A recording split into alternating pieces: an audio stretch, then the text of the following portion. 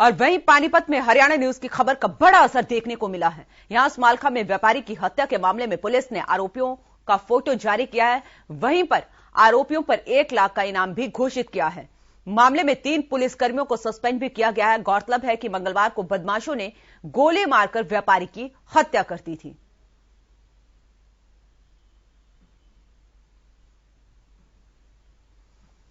तो हरियाणा न्यूज की खबर का बड़ा असर देखने को मिला है। ये 2 तस्वीरें आपकी टीवी स्क्रीन पर है। जब व्यापारी राजकुमार को गोली मारी गई थी और उसके बाद आरोपी सीसीटीवी के फुटेज हैं। तो अब पुलिस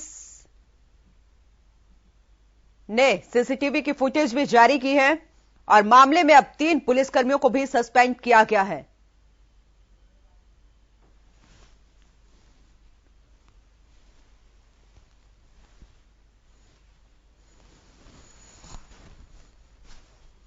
तो पुलिस ने आरोपियों पर 1 लाख का इनाम भी घोषित किया है। ज्यादा जानकारी के लिए हमारे साथ हमारे सहयोगी जितेंद्र जुड़ चुके हैं। जितेंद्र, बड़ा एक्शन लिया गया है अब इसमें और हरियाणा न्यूज की खबर का बड़ा असर देखने को मिला है, जो 3 पुलिसकर्मियों को सस्पेंड किया गया है।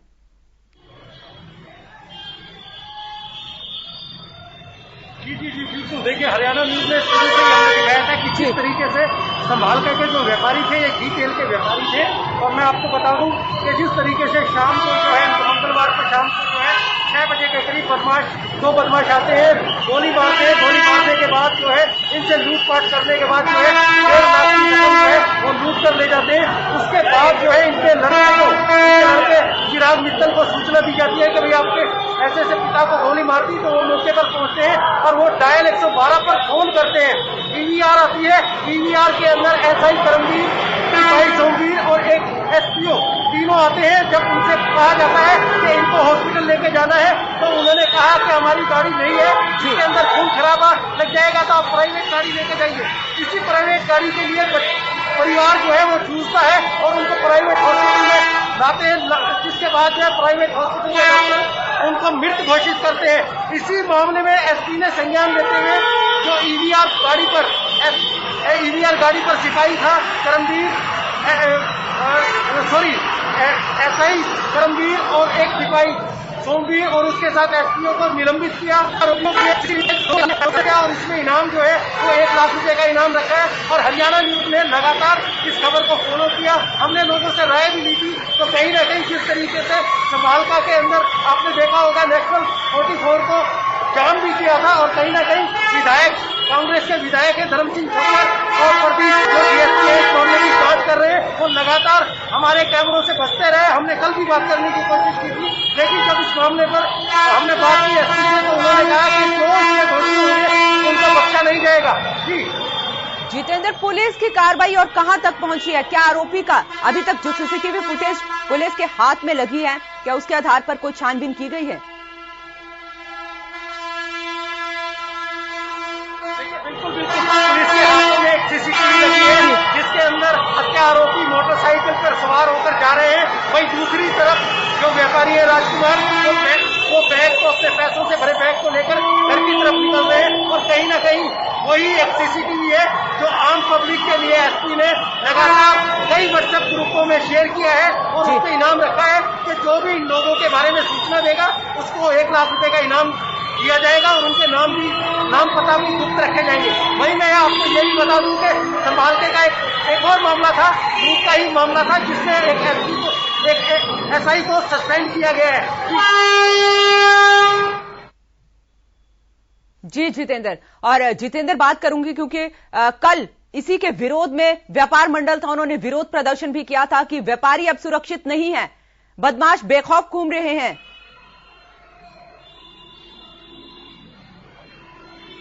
बिल्कुल। देखिए, जिस तरीके से ये घटना घटी और उससे पहले भी आपको याद होगा कि मनाना में 7 साल की बच्ची का मर्डर कर दिया गया था। उस पर भी इनाम रखा था पुलिस ने 50,000 रुपए के इनाम के बाद उसके ऊपर जो है 1.5 लाख रुपए का इनाम रखा।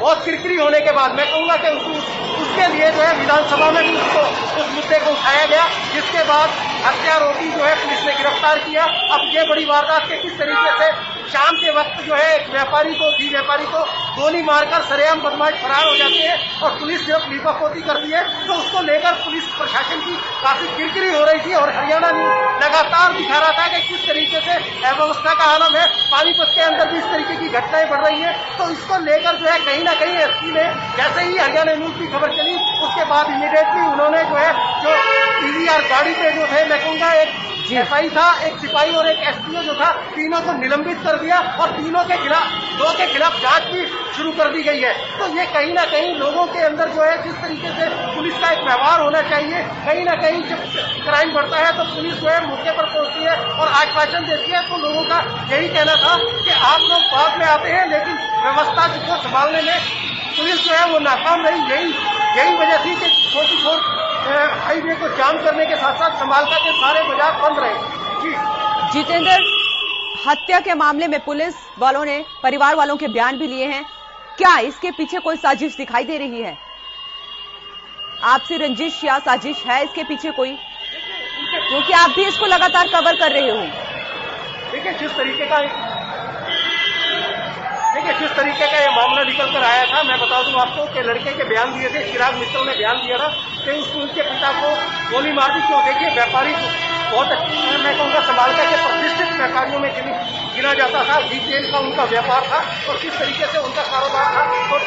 तो डेली के डेली जो है वो लगातार जो है घर से जो है 1 से 1.5 लाख के करीब रोज डेली जो है पैसों को लेकर आते थे। तो इस वजह उनको लेकर रेकी भी की जा सकती है कुछ भी, लेकिन परिजनों ने किसी पर आरोप नहीं लगाए। उनका कहना था कि हमारी किसी से झगड़ा नहीं था, किसी से लड़ाई नहीं थी। लेकिन ये जरूर है कि समालका में लगातार इस तरीके की वारदातें बढ़ती जा रही है। अब देखना ये है इस मामले में हमने जब एसपी से बात की थी तो उन्होंने कहा था कि सीआईए की 3 टीमें इस पर काम कर रही हैं। वही डीएसपी प्रदीप इससे लगे हुए हैं, खुद वो मॉनिटरिंग कर रहे हैं। एएसपी पूजा वशिष्ठ इस मामले को देख रही है। तो देखना ये है कि अभी भी आपको मैं बता दूं कि देखिए 24 घंटे से ज्यादा का समय हो गया, अभी तक पुलिस के हाथ खाली है। जो बदमाश है, बदमाशों की लोकेशन का कोई पता नहीं, लेकिन पुलिस का यही कहना है कि हम उनको जल्दी ही गिरफ्तार कर लेंगे। लेकिन आखिर कब तक?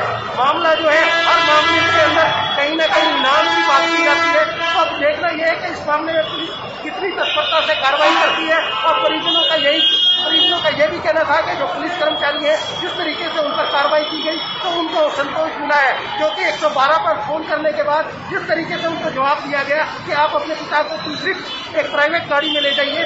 अगर वो उनका यह भी कहना था कि कहीं ना कहीं अगर वो 112 सीवीआर गाड़ी जो है उनको समय पर ले जाती तो उनके पिता बच भी सकते थे। और पुलिस को लोगों की रक्षा के लिए बिठाया गया है। डायल 112 जो है वो लोगों की रक्षा के लिए शुरू किया गया है प्रदेश में। लेकिन अगर इस तरीके की तस्वीरें सामने आएगी तो सवालिया निशान जरूर पुलिस पर भी खड़ा होगा।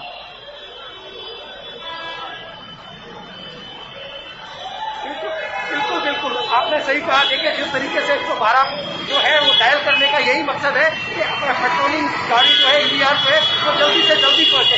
लेकिन ईवीआर के अंदर संचालक और उसके अंदर मौजूद कर्मचारी अगर ये कहें कि आप दूसरी गाड़ी से जाइए, हमारी गाड़ी में खून खराबा हो सकता है, गाड़ी बेकार हो सकती है, तो ये कहीं ना कहीं मानवीयता को शर्मसार करता है। और जिसके लिए उनकी किसी को सबक सिखाते हुए एसआई करमवीर और सिपाही सोमवीर के साथ एसपीओ को जो है निलंबित किया गया है और उनकी जांच भी शुरू कर दी गई है, जांच खोल दी गई है।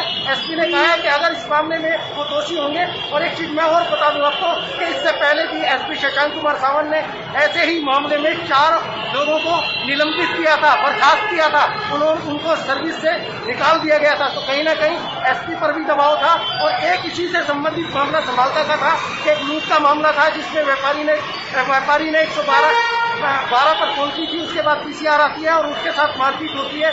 मारपीट होने के बाद भी जब उनकी कंप्लेंट नहीं सुनी जाती तो इसी मामले में एसआई को जो है सस्पेंड किया गया। तो आप अंदाजा लगा लीजिए पुलिस किस तरीके से कार्रवाई कर रही है, किस तरीके से सस्पेंड हो रहे हैं। लेकिन लोगों के अंदर लगातार रोष है कि पुलिस प्रशासन जो है उनकी समय पर मदद नहीं कर पाती। अगर समय पर मदद कर पाती तो शायद आज ये जो व्यापारी राजकुमार है जान बच सकती थी।